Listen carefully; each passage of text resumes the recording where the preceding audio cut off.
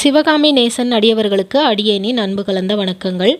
நாம் நம்முடைய சேனலில் ருத்ராட்சத்தை பற்றி பார்த்துக்கிட்டு வரோம். சென்ற பதிவில் ருத்ராட்சம்னா என்ன, அதை யாரெல்லாம் அணியலாம் அப்படிங்கிறத பற்றி நம்ம பார்த்தோம்.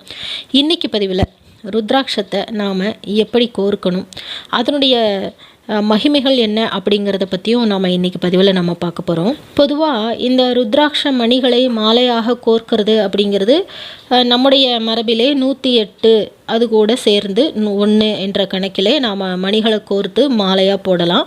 அப்படி இல்லை நாம் ஒரு ருத்ராட்ச மணியை மற்றும் கோர்த்து நம்ம போடுறோம் அப்படின்னா அந்த பட்டு நூல் அல்லது பஞ்சு நூல் கொண்டு கோர்த்து போடுறது தான் சிறப்பு. அது இல்லாமல் வெள்ளி, தங்கம், செம்பு கம்பியில் கூட மணிகளை கோர்த்து நம்ம மாலையாகவும் போட்டுக்கலாம். நம்ம இப்போ கடைக்கு போனோம் அப்படின்னா அந்த செம்பு கம்பியில், வெள்ளி கம்பியில், தங்க கம்பியிலலாம் கோர்த்து நமக்கு தருவாங்க, அதை நம்ம போட்டுக்கலாம். சரி, இந்த மாலையை எப்பொழுதெல்லாம் அணியலாம் அப்படின்னு பார்த்தா எந்த நேரத்திலும் அணியலாம்.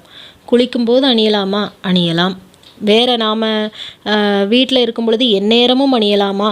பெண்கள் அணியலாமா அப்படின்னா யார் வேண்டுமானாலும் அணியலாம். நம்ம முதல் பதிவில் சொன்ன மாதிரி சின்ன குழந்தையிலிருந்து வயதானவர்கள் வரைக்கும் எல்லோரும் அணியலாம். குளிக்கும்போது அணியலாம், உணவு உண்ணும்போது அணியலாம், எப்பொழுதுமே அணிந்திருக்கலாம். நம்ம கூடவே நம்மை காக்கின்ற கவசம் போல இந்த ருத்ராட்சம் நம்மை பாதுகாக்கும். அதனால் அதை கழட்டி வைக்கிறது அப்படிங்கிறது ஆகவே ஆகாது அப்படின்னு தான் சொல்லணும். நாம் குளிக்கும் பொழுது அந்த தண்ணீர் இதன் மேலே பட்டு, இந்த ருத்ராட்சத்தின் மேலே பட்டு உங்கள் உடல் மீது வலியுது அப்படின்னா அது மிக மிகச் சிறந்தது அப்படின்னு சொல்லணும். பொதுவாக இந்த ருத்ராட்சம் அணிஞ்சிருக்கிறவங்க சுடுதண்ணீர் குளிக்கக்கூடாது அப்படின்னு சொல்லுவாங்க. ஏன்னா அது விரிசல் விட்டுரும், சுலபமாக உடைஞ்சு போயிடும் அப்படிங்கிறதுக்காக அப்படி சொல்லுவாங்க. அதிகமாக பிரயாணம் பண்ணுறவங்களுக்கு இது ஒரு வரப்பிரசாதம் அப்படின்னு சொல்லணும்.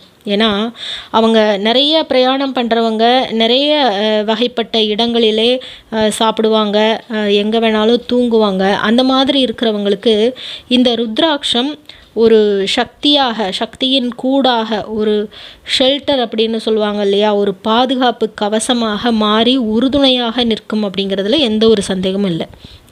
சில நேரத்தில் நீங்களே பார்த்துருப்பீங்க, புது இடமா இருந்தாலும் நமக்கு ஒரு சில இடங்களில் தூக்கம் வரும், ஒரு சில இடங்களில் ரொம்ப உடம்பு அசதியாக இருந்தாலும் கூட அந்த இடத்துல தூக்கம் வராது.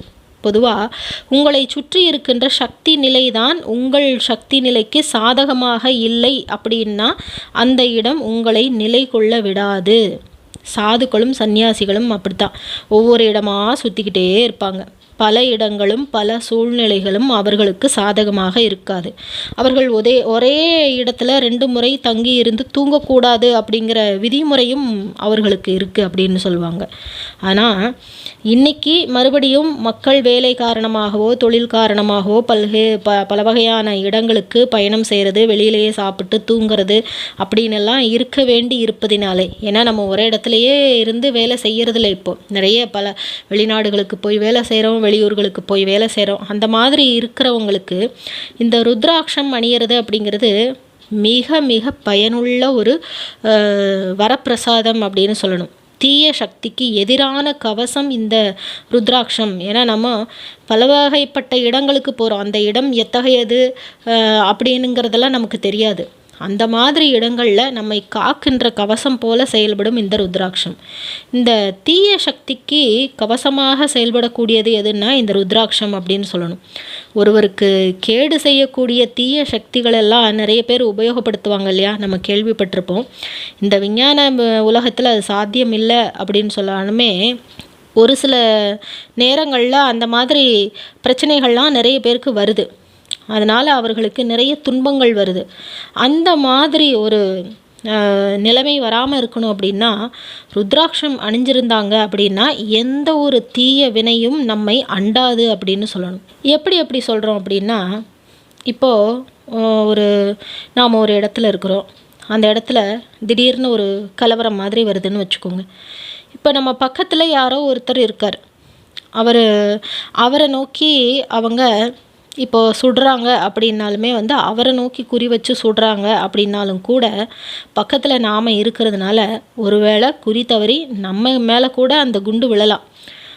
ஆனால் இந்த மாதிரி இப்படி இந்த ஒரு சூழ்நிலையில் நிறைய விஷயங்கள் நம்ம மேலேயும் அது பட வாய்ப்பு இருக்குது. நம்மளை குறி வைக்கலை அப்படின்னாலுமே அது நம்ம மேலே வர்றதுக்கு வாய்ப்பு இருக்குது. இது நாம் தவறான நேரத்தில் தவறான இடத்துல மாட்டிக்கிட்டோம் அப்படின்னு வச்சுக்கலாம். அப்படி இருக்கும் பொழுது நாம் இந்த ருத்ராட்சத்தை அணிஞ்சிருந்தோம் அப்படின்னா இந்த ருத்ராட்சம் அப்படிங்கிறது இந்த விதமான சூழ்நிலைகளிலிருந்து நமக்கு ஒரு பாதுகாப்பை கொடுக்கும் அப்படின்னு சொல்லலாம். ருத்ராட்சத்தில் நிறைய வகைகளும் இருக்குது. ருத்ராட்ச மணிகளில் 1லிருந்து 21 முகங்கள் வரைக்குமே உண்டு. ஒவ்வொன்றுமே ஒவ்வொரு பயன் உள்ளதாக இருக்கும்.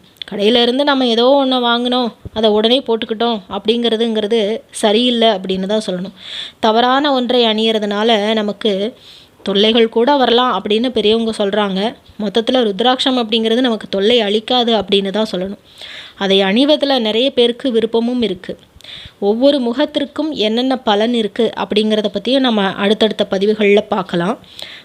ஒரு சிலருக்கு அவரவர்களுக்கு ஏற்ற முகங்கள் இருக்கின்ற ருத்ராட்சத்தை அணியறது அப்படிங்கிறது அவர்களுக்கு இன்னும் நிறைய பலன்களை கொடுக்கும் அப்படின்னு தான் சொல்லணும். இந்த பதிவு உங்கள் எல்லோருக்குமே உபயோகமாக இருந்திருக்கும். உங்களுக்கு பிடிச்சிருந்ததுன்னா லைக் பண்ணுங்கள், உங்களுடைய நண்பர்களுக்கும் ஷேர் பண்ணுங்கள்.